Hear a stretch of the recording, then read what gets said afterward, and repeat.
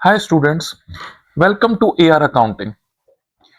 ये वीडियो है उन बच्चों के लिए जिनको मैन्युफैक्चरिंग अकाउंट बहुत मुश्किल लगता है। अगर आप ये वीडियो एंड तक देखेंगे तो आज के बाद आपको मैन्युफैक्चरिंग अकाउंट में कोई प्रॉब्लम नहीं रहेगा। सबसे पहले हम स्टार्ट करते हैं कि डायरेक्ट कॉस्ट और इनडायरेक्ट कॉस्ट क्या होती है, क्योंकि ये बेस है हमारे मैन्युफैक्चरिंग अकाउंट को समझने की। Direct cost direct cost also known as traceable cost और प्राइम कॉस्ट। यानी कि डायरेक्ट कॉस्ट ऐसी कॉस्ट होती है कि जब आप कोई चीज बनाते हैं तो उसके अंदर ऐसी चीजें जिनको आप इजीली ट्रेस कर सकें कि इसका कितना खर्चा इसके ऊपर आया है, वो डायरेक्ट कॉस्ट होती है। ठीक है, फॉर एग्जाम्पल आप एक वुडन चेयर बनाते हो, वुडन चेयर बनाने की फैक्ट्री है, तो एक चेयर के अंदर आप इजीली ट्रेस कर सकते हो कि वुड कितनी यूज होती है। ठीक है, उस चेयर के अंदर कितनी वुड यूज होती है वो इजीली ट्रेसेबल है, लेकिन उस वुड को जोड़ने के लिए कितने नेल्स यूज हुए, कितना ग्लू यूज हुआ, ये इजीली ट्रेसेबल नहीं है। सो जो वुड की कॉस्ट होगी वो क्या होगी? Direct cost.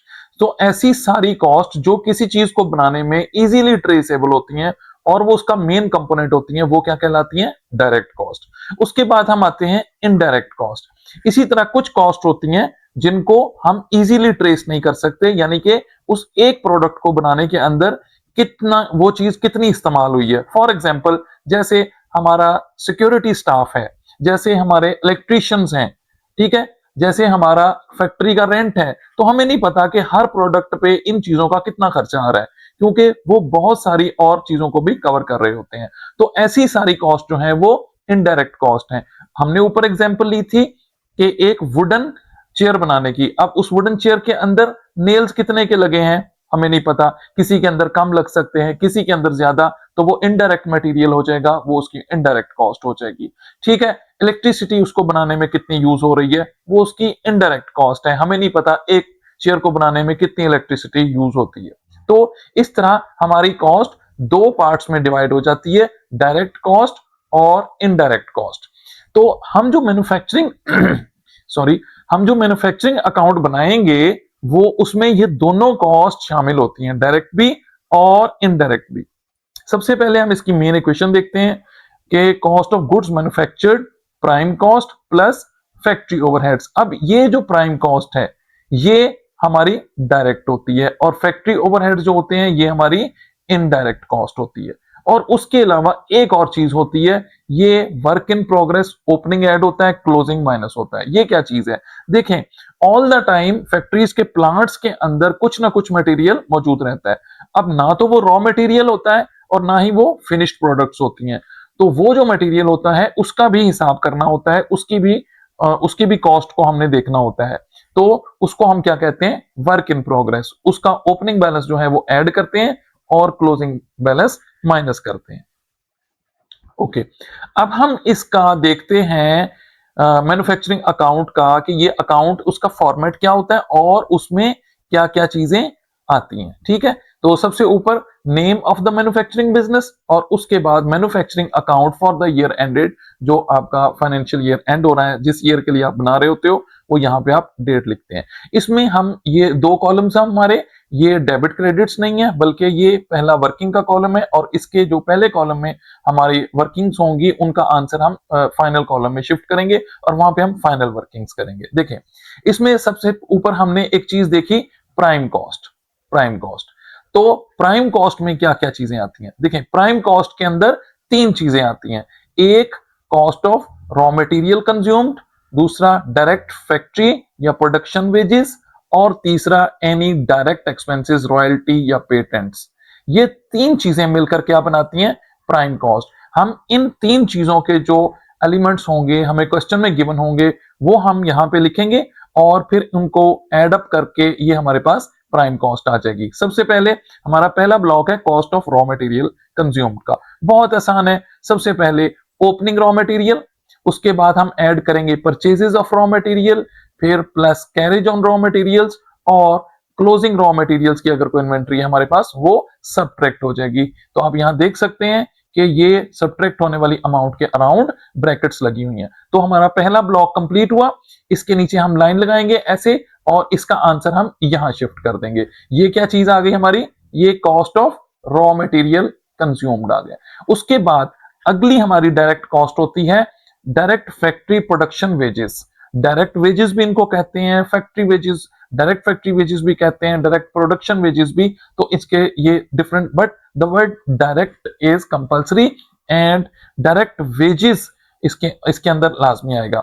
ये उन लोगों की वेजेस होती हैं जो डायरेक्टली इन्वॉल्व होते हैं प्रोडक्ट को बनाने में, यानी कि जो मेन काम कर रहे होते हैं वो ऑपरेटिव्स, वो वर्कर्स जो हमारे उसको बनाने में, प्रोडक्ट्स को बनाने में मेन रोल होता है, वो क्या होती हैं? डायरेक्ट फैक्ट्री प्रोडक्शन वेजेस, उन लोगों को जो वेजेस दी जाती हैं। तो ये हमारा सेकंड एलिमेंट आ गया। आमतौर पे इसके ऊपर कोई वर्किंग नहीं होती एक्सेप्ट एक्रूवल या प्रीपेड्स हों। एक्रूवल होंगे तो ऐड हो जाएंगे, प्रीपेड्स होंगे तो वो माइनस हो जाएंगे, उसको हम यहां करेंगे, अदरवाइज इसको हम यहीं लिख लेते हैं। तीसरा क्या है? एनी डायरेक्ट एक्सपेंसेस या रॉयल्टी पेटेंट्स।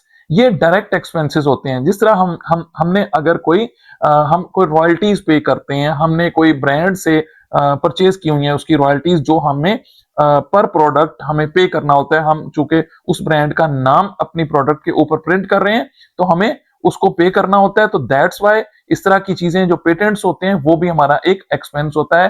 तो ये भी डायरेक्ट एक्सपेंस है क्योंकि हम इसको हर प्रोडक्ट में डायरेक्टली ट्रेस कर सकते हैं। तो ये देखें जी, ये हमारे पास तीन चीजों का आंसर आ गया। इसको अब हम क्या करेंगे? एड अप कर देंगे इस ब्लॉक को, ठीक है, और इसका आंसर ये हमारे पास आ जाएगा। तो ये क्या कहलाता है जी? ये आ गई हमारी प्राइम कॉस्ट। ठीक हो गया जी। प्राइम कॉस्ट दोबारा से बता देता हूं कि direct material plus direct wages plus direct expenses, तीन चीजें मिलकर क्या बनाती हैं? Prime cost. उसके बाद आगे चलते हैं। अगली हेडिंग जो होती है हमारे अंदर, इसके अंदर मैन्युफैक्चरिंग अकाउंट के अंदर, वो फैक्ट्री ओवरहेड्स। फैक्ट्री ओवरहेड्स में क्या आता है? सारे इनडायरेक्ट एक्सपेंसेस, जितने भी इनडायरेक्ट एक्सपेंसेस हैं, इनडायरेक्ट कॉस्ट्स हैं जो कि हमें करना पड़ती हैं प्रोडक्ट को बनाने के लिए, मैन्युफैक्चरिंग के लिए, वो कहां आएंगे? वो इस ब्लॉक के अंदर आएंगे। उसमें इनडायरेक्ट मटेरियल हो सकते हैं, इनडायरेक्ट लेबर हो सकती है, फैक्ट्री का रेंट हो सकता है, डेप्रिसिएशन ऑफ प्लांट्स हो सकता है, फैक्ट्री मैनेजर्स की सैलरीज हो सकती हैं, फैक्ट्री सुपरवाइजर्स की सैलरीज हो सकती हैं, एंड सो ऑन। एक चीज याद रखना है, कोई भी ऑफिस का एक्सपेंस, ऑफिस का किसी भी आपको गिवन बैलेंसेस में ऑफिस का कोई एक्सपेंस दिया हो वो यहां नहीं लिखना, क्योंकि ऑफिसेस के एक्सपेंसेस इनकम स्टेटमेंट में या प्रॉफिट एंड लॉस अकाउंट में जाते हैं। तो ये सारे फैक्ट्री ओवरहेड्स हमने यहाँ पे उनकी लिस्ट बनाई और इनके नीचे लाइन लगा के इनका आंसर जो सम आ गया वो हमने यहाँ शिफ्ट कर दिया। अब हमारे पास यहाँ कितनी चीजें हो गई जी? एक प्राइम कॉस्ट हो गई और एक फैक्ट्री ओवरहेड्स का टोटल हो गया, दो चीजें हो गई। उसके बाद इन दोनों को आपने क्या कर लेना है? इन दोनों को आपने ऐड कर लेना है, प्लस हो गया, तो इसका आंसर ये आ गया हमारे पास। अच्छा, तो ये हमारे पास आ गई टोटल मैन्युफैक्चरिंग कॉस्ट। इसके अलावा अगर आपको क्वेश्चन में वर्क इन प्रोग्रेस के बैलेंसेस दिए हुए हों, वर्क इन प्रोग्रेस के दो ही बैलेंस हो सकते हैं, ओपनिंग और क्लोजिंग, ठीक है, या इनमें से कोई एक भी हो सकता है। तो उसका रूल यही है कि अगर वो ओपनिंग होगा तो उसने ऐड होना है, अगर वो क्लोजिंग होगा तो उसने माइनस होना है, ठीक है। तो ये जो हमारे पास आंसर आया था, इसमें हम क्या करेंगे? इसको ओपनिंग वर्क इन प्रोग्रेस को ऐड कर देंगे, क्लोजिंग वर्क इन प्रोग्रेस को माइनस करके हमारे पास एक फाइनल आंसर आ जाएगा हमारे मैन्युफैक्चरिंग अकाउंट का। इसको हम क्या कहेंगे? Cost of goods manufactured.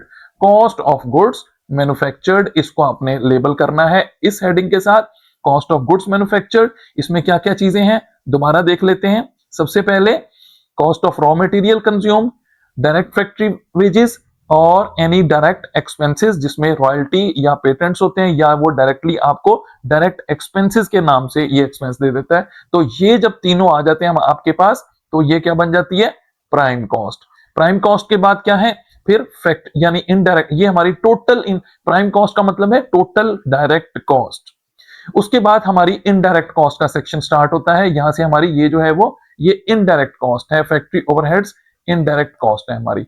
तो ये सारे जितने भी इनडायरेक्ट कॉस्ट हैं, फैक्ट्री ओवरहेड्स हैं, ये हम लिखने के बाद इसको टोटल करते हैं और फिर इसको प्राइम कॉस्ट में ऐड कर लेते हैं, ये आंसर आ जाता है। इसको हम बोलते हैं टोटल मैन्युफैक्चरिंग कॉस्ट। उसके बाद अगर वर्क इन प्रोग्रेस के बैलेंसेस गिवन हो तो उनको ओपनिंग को ऐड और क्लोजिंग को माइनस कर देते हैं, और ये जो ऊपर हमारे पास आंसर आया होता है उसमें इनको प्लस और माइनस करना होता है, जिससे हमें क्या मिल जाती है? Cost of goods manufactured. तो ये बच्चों हमारा था मैन्युफैक्चरिंग अकाउंट। उम्मीद है आपको इसकी समझ आ गई होगी। ठीक है, अगर आपको ये वीडियो अच्छी लगी है तो प्लीज चैनल को सब्सक्राइब करें, कमेंट्स करें और बेल आइकन का बटन प्रेस करें ताकि आपको आने वाली वीडियोस मिलती रहें। और इसके अलावा ये जो मैन्युफैक्चरिंग अकाउंट है, इसके जो पास्ट पेपर के क्वेश्चंस हैं वो हम अलग वीडियोस में सॉल्व करेंगे। Thank you so much.